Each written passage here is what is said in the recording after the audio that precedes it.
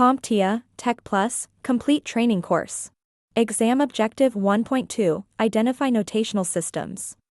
Hexadecimal. Now that we've seen how decimal is designed for people, and how binary is perfect for computers, it's time to meet a third notational system that acts like a bridge between the two. And that system is hexadecimal.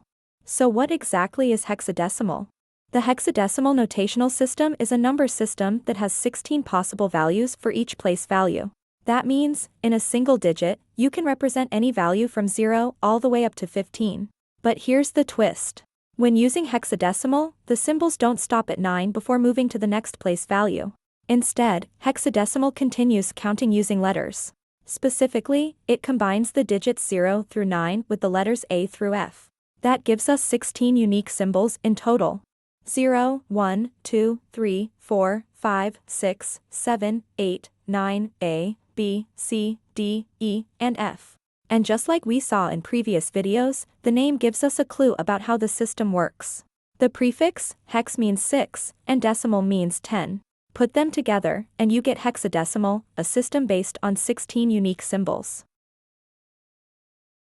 So far, we've said that hexadecimal uses both numbers and letters. But how exactly does that work? Let's take a moment to look at the chart behind me.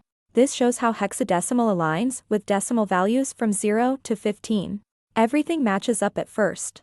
You can see that 0 through 9 are exactly the same in both systems. But once decimal hits 10, hexadecimal switches to letters. So instead of writing 10, hexadecimal uses A. B stands for 11, C is 12, D is 13, E is 14, and F is 15. This gives us 16 total symbols, 0 through 9, and A through F. Now we will talk about how hexadecimal works. In the decimal system, each place value is worth 10 times more than the one to its right. In binary, each place is worth twice as much. And in hexadecimal, each place value increases by a factor of 16. So, for example, the far right digit is worth 1. The next digit to the left is worth 16. Then comes 256. Then 4096. And it keeps multiplying by 16 as you move left.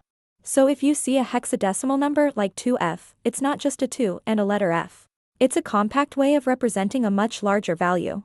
With a bit of understanding and some basic arithmetic, that hexadecimal number can even be converted to decimal or binary with ease.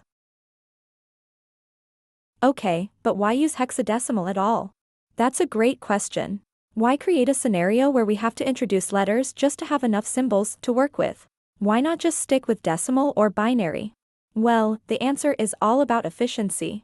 In binary, even simple numbers can turn into long strings of ones and zeros. For example, the decimal number 255 is written in binary as 8 ones. That's a lot to read, and a lot of chances to make a mistake. But in hexadecimal, that same value is written as just FF. 2 digits. That's a huge improvement in readability. And when you compare them side by side, it becomes even more obvious that each hexadecimal digit can represent the same amount of data as 4 binary digits. So with fewer characters, you get the same information, just packed into a cleaner, more efficient format. While using numbers that are 8 binary digits in length can still be manageable, the real challenge shows up when the numbers get bigger. Take something like a 48-digit binary value. That's a massive string of ones and zeros, not only hard to read, but easy to miscopy and difficult to troubleshoot. This is exactly where hexadecimal shines. Instead of writing out all 48 binary digits, we can represent the same value using just 12 hexadecimal characters. It's clean, compact, and much easier to manage. This kind of shorthand isn't just about convenience, it's practical. And it's one of the biggest reasons hexadecimal is so widely used in IT. Speaking of IT, one of the most common real-world uses for hexadecimal is the MAC address, also called a physical address. It's a unique identifier used to label network devices so they can be recognized on a local network. Each MAC address is made up of 12 hexadecimal characters, typically grouped into sets of 2 or 4. You'll often see them separated by hyphens, colons, or even periods. But no matter how they're formatted, what you're really seeing is hexadecimal working behind the scenes, compressing 48 binary digits into a string that's far more readable. And MAC addresses are just one example of hexadecimal's many uses. Hexadecimal also plays a vital role in how we manage internet addressing.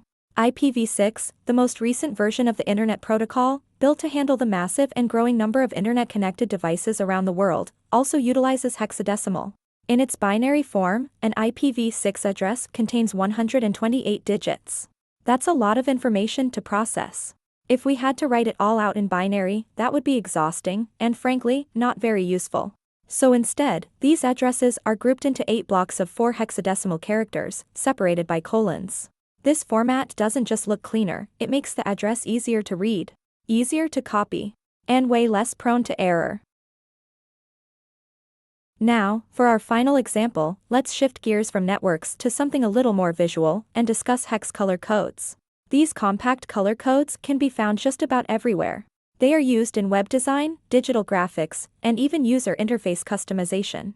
A hex color code is made up of 6 hexadecimal digits, and it tells your device exactly what color to display on the screen. Here's how it works. The first 2 hexadecimal digits represent the red value. The next 2 represent green. And the last 2 represent blue. Each of those color channels can range from 00 to FF in hexadecimal, which equals 0 to 255 in decimal. That means when you combine all 3 channels, you can create over 16.7 million unique colors, and it's all represented in just 6 simple characters. As you can see, hexadecimal shows up in more places than you might expect. Whether you're identifying a device, managing internet addresses, or selecting just the right background color for a website, it is quietly simplifying things behind the scenes. In short, hexadecimal takes long, detailed binary data and turns it into something far more manageable, making our interactions with technology faster, more efficient, and a whole lot more human-friendly.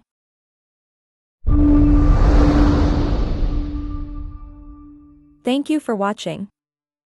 Subscribe for more great content.